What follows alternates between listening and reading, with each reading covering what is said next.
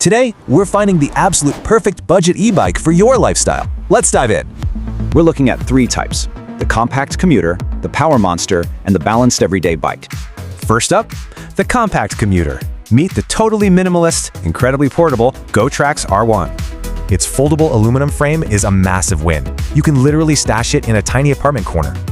Getting up to 25 miles on pedal assist? Look, it won't cross the state, but city commutes, perfect. It packs neat features like dual disc brakes, but fair warning, that rigid suspension hates potholes. Now let's totally switch gears to the power monster.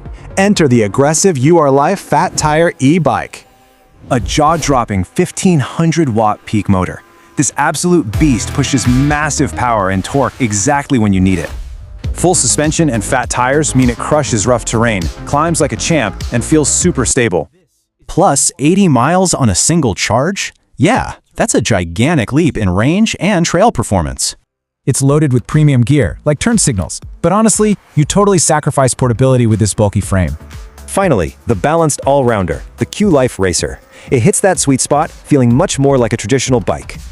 So it's less intense than the heavy-duty UR-Life, but way sportier than the compact GoTrax, a perfect middle ground.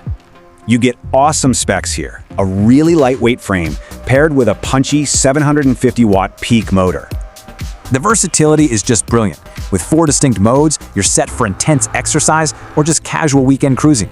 Battery-wise, it sits right in the middle, giving you a very solid 40 miles total with pedal assist.